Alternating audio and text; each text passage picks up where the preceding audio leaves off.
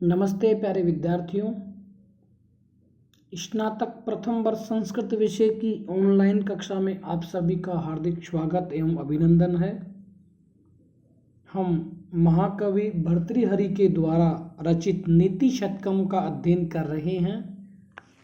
आज हम पढ़ेंगे कि मौन धारण करके मूर्ख अपना दोष किस प्रकार से छिपा सकते हैं। इस श्लोक में हम अध्ययन करेंगे। श्लोक है उपजाति छंद में। स्वायत्तमेकांत गुणम विधात्रा विनिर्मितं चादनमज्ञताया विशेषतः सर्वविधां समाजे विभूषणमो नम पंडितानां विभूषणमो नम पंडितानां स्वायत्तमेकान्तगुणं विधात्रा विनिर्मितं चादनमज्ञताया विशेषतः सर्वविधां समाजे विभूषणमो नम पंडितानां विभूषणमो नम पंडितानां। यह श्लोक उपजाति छंद में लिखा हुआ है। उपजाति छंद का लक्षण भी इस प्रकार है। अंतरुदीरितलक्ष्म भाजौ पादौ यदीया उपजातयस्ता इत्थं किलान्यास्वपि मिश्रितासु स्मरन्ति जाति स्विदमेव नाम स्मरन्ति जाति स्विदमेव नाम। उपजाति छंद है वो दो छंदों के मिश्रण से बना है, दो छंदों के योग से बना है, इंद्रवज्रा और उपेंद्र वज्रा। श्लोक का अन्वय के अनुसार हम अर्थ देखते हैं कि किस प्रकार मौन धारण करके मूर्ख अपनी मूर्खता को छिपा सकते हैं। अर्थात जहाँ सभा हो वहाँ पे मूर्ख को चुप ही रहना चाहिए। अन्वय है विधात्रा अपंडितानां स्वायत्तम एकांत गुणम मौनम अज्ञतायाच्छादनम विनिर्मितम इदम सर्वविधाम समाजे विशेषतः विभूषणम अस्ति। विधात्रा विधाता ने या ब्रह्मा के द्वारा अपंडितानाम मूर्खों का, अपंडितों का, स्वायत्तम अपने अधीन, खुद के अधीन, एकांत गुणम पूर्ण रूप से कल्याणकारी, पूर्ण रूप से गुणकारी, पूर्ण रूप से हितकारी, मौनम मौन को, चुप रहने को, अज्ञताया अज्ञानता का, अपनी मूर्खता का, अज्ञानता के लिए, छादनम गहना, छादनम ओढ़ना या आवरण, विनिर्मितम बनाया है, बनाया गया है, आवरण बनाया गया है। इदम यह सर्वविधाम समाजे विद्वानों के समाज में, सर्वविधाम विद्वानों के समाजे समाज में, विशेषतः विशेष रूप से, विशेष करके, विभूषणम अस्ति उन मूर्खों का आभूषण होता है। श्लोक का अर्थ है कि विधाता ने मूर्खों का सदा अपने पास रहने वाला, अत्यंत कल्याणकारी तथा मूर्खता को ढकने वाला मौन रूपी गुण बनाया है, जो विशेष रूप से विद्वानों के समाज में उनको सुशोभित करता है, उनका जो सम्मान है वो बचाता है। अर्थात मूर्ख को हमेशा सभा के मध्य में चुप ही रहना चाहिए। अगर मूर्ख चुप रहेगा तो उसकी मूर्खता का जो प्रकटीकरण है वो सभी के सामने नहीं होगा। इसलिए मूर्ख को हमेशा पंडितों के समाज में, पंडितों की सभा में चुप ही रहना चाहिए। क्यों? क्योंकि अपनी मूर्खता को छिपाने का एकमात्र उपाय चुप रहना है। यद्यपि मौन धारण करने से मूर्खता का एकांत गुण जो है हितकारी साधन है, विद्वानों की सभा में उस मूर्ख व्यक्ति की शोभा अधिक ही बढ़ाता है। इसलिए मूर्ख के लिए मौन रखना श्रेयस्कर है। वैसे भी मौन अवलंबन का जो मिथ्या कथन है वो परम निंदा से बचाता है, इससे उसकी मूर्खता भी छिपी रहती है। इसलिए मौन रखना आवश्यक है, मौन रहना जरूरी है, क्योंकि एक चुप हजार सुख। इसके अतिरिक्त मौन किसी से मांगना भी नहीं पड़ता, यह मनुष्य के अपने खुद के ही हाथों में रहता है। इसलिए मौन से सदा लाभ और हित ही होता है, हानि की आशंका कभी भी नहीं रहती है। इसलिए कवि ने कहा है कि विशेषकर पंडितों के समाज में मूर्ख को चुप ही रहना चाहिए। इस श्लोक में उपजाति छंद है और निदर्शन अलंकार है। विभूषणम मौनम पंडितानाम। अगला श्लोक है यदा किंचिज्ञोऽहं दीप इव मदान्ध समभवम् तदा सर्वज्ञोऽस्मीत्यभवदवलिप्तं मम मनः। यदा किंचित् किंचिद् बुद्धजनसकाशादवगतं तदा मूर्खोऽस्मीति ज्वर इव मदो मे व्यपगतः। यदा किंचिज्ञोऽहं दीप इव मदान्ध समभवम् तदा सर्वज्ञोऽस्मीत्यभवदवलिप्तं मम मनः। यदा किंचित् किंचिद् बुद्धजनसकाशादवगतं तदा मूर्खोऽस्मीति ज्वर इव मदो मे व्यपगतः।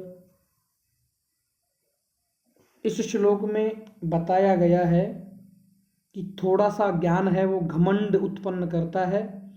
यह उस समय तक रहता है जब तक विद्वानों के संपर्क में हम नहीं आते।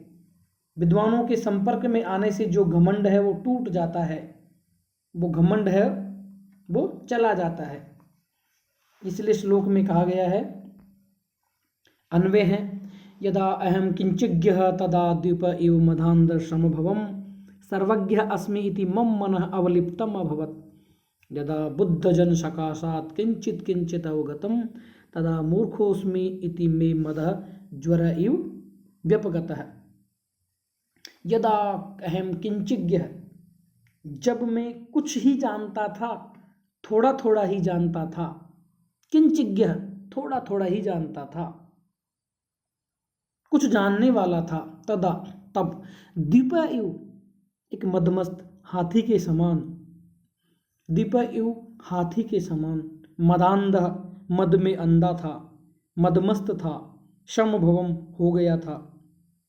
अर्थात मैं जब अल्पज्ञ था तब मदमस्त हाथी के समान मदांध हो गया था, घमंड में चूर हो गया था। सर्वज्ञ अस्मि इति मम मनः अवलिप्तम अभवत्। सर्वज्ञ अस्मि, मैं सर्वज्ञ हूँ, सब कुछ जानने वाला हूँ। इति मम मनः, इस प्रकार मेरा मन, अवलिप्तम, घमंड से युक्त हो गया। अवलिप्तम अभवत्, गर्व से युक्त हो गया। परंतु मैं गर्व से सोचता था कि मैं सर्वज्ञ हूँ। इस प्रकार जो मेरा मन है वो गर्व से युक्त हो गया। यदा बुद्ध जनज सकाशात् किंचित किंचित अवगतम, यदा यानी जब, बुद्ध जन सकाशात्, विद्वानों के संसर्ग से, विद्वान या ज्ञानी पुरुषों के समीप जाने से, किंचित किंचित अवगतम, थोड़ा थोड़ा ज्ञात हुआ, कुछ कुछ सीखा। अवगतम, जब मैंने विद्वानों के संपर्क से, विद्वानों के संगति से कुछ कुछ सीखा, कुछ कुछ जान पाया। तदा, तब, मूर्खोऽस्मीति, मैं मूर्ख हूँ। इस प्रकार मैं मदः, जो मेरा गर्व था, मेरा घमंड था, ज्वर इव, ज्वर के समान, व्यपगतः, चला गया, समाप्त हो गया।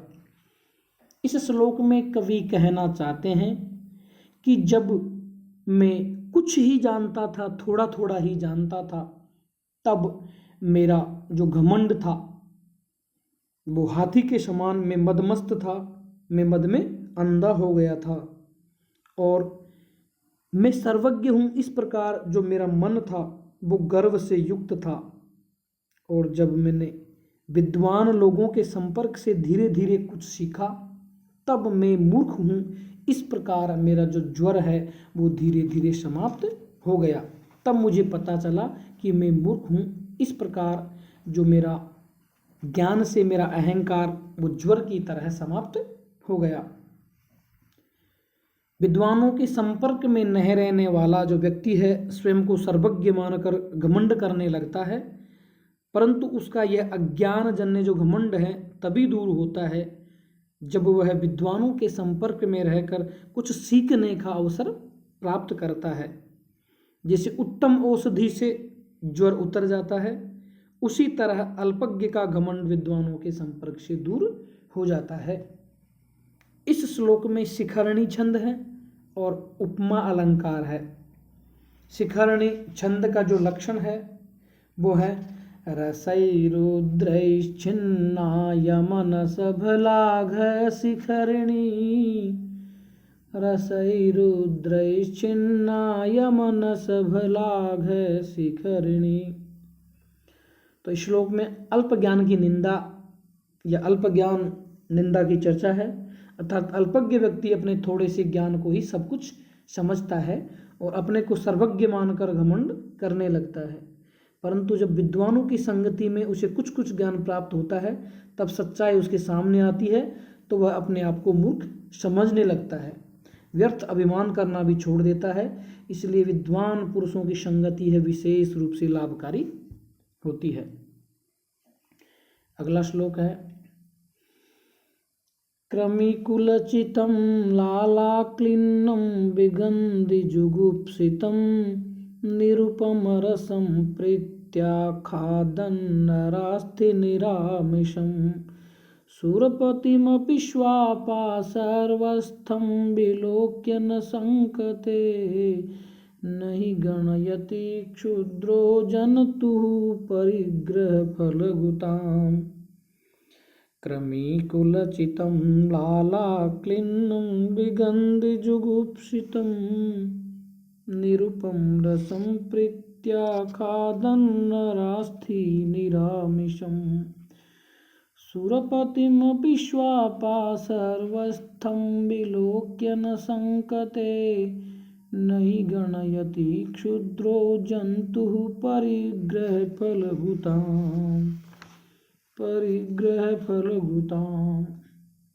श्लोक का अर्थ है अन्वय के अनुसार शुद्र और नीच प्रकृति का जो जीव है बिना किसी बाहरी शंका के प्राप्त की गई वस्तु की शुद्धता पर ध्यान न देकर अपने स्वार्थ की पूर्ति में लगा रहता है। अर्थात नीच प्राणी, नीच व्यक्ति प्राप्त वस्तु की निस्सारता पर कोई ध्यान नहीं देता है। जिस प्रकार क्रमिकुल स्वा यानी कुत्ता, श्वा यानी कुत्ता, क्रमिकुलचितम कीड़ों के समूह से भरी हुई, लालाक्लिन्नम लार से गीली, अपने मुंह की लार से गीली हुई, विगंधी दुर्गंधित, जुगुप्सितम घृणित, निरुपम रसम मांसहीन जो है अत्यंत स्वादिष्ट की भांति, निरामिषम मांसहीन मांस रहित, नरास्थि मनुष्य की हड्डी को, मृत मनुष्य की हड्डी को प्रत्याखादन प्रेम पूर्वक खाते हुए, पाशरवस्थम अपने पास में स्थित, समीप में ही स्थित, सुरपतिमपि इंद्र को भी विलोक के देखकर न संकते शंका नहीं करता है ही, क्योंकि शुद्र जंतु नीच प्राणी परिग्रह फलगुताम स्वीकृत वस्तु की निस्सारता को, परिग्रह फलगुताम प्राप्त पदार्थ की तुच्छता की ओर न गणयति ध्यान नहीं देता है। अर्थात कुत्ता कीड़ों के समूह से भरी हुई, दुर्गंधित, घिनौनी या घृणित, मांस से हीन, मुख की लार से गीली हुई मनुष्य की हड्डी को स्वाद सहित प्रेम से खाता हुआ समीप में खड़े हुए देवराज इंद्र को भी देखकर लज्जा का अनुभव नहीं करता है, क्योंकि नीच स्वभाव का प्राणी प्राप्त पदार्थ की तुच्छता की ओर ध्यान नहीं देता है। कुत्ता घृणित वस्तु को आनंद के साथ खाता है, वह आनंद मग्न होकर अपने पेट को ही भरने में लगा रहता है।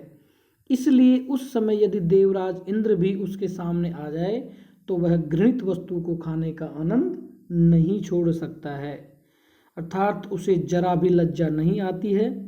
उसी प्रकार नीच व्यक्ति भी निंदनीय उपायों से जीविकोपार्जन करता हुआ लज्जित नहीं होता है, जिस प्रकार कुत्ता देवराज इंद्र की भी परवाह नहीं करता है। इसलिए स्वार्थपरायण नीच मनुष्य भी परिग्रह की निस्सारता या तुच्छता को कदापि नहीं जान सकता है। इस श्लोक में अर्थांतरन्यास अलंकार है और हरिणी छंद है। हरिणी छंद का लक्षण है न समरस लाघ सडवेदै हरियै हरिणी मता। इस प्रकार आज बस इतना ही विद्यार्थियों, धन्यवाद।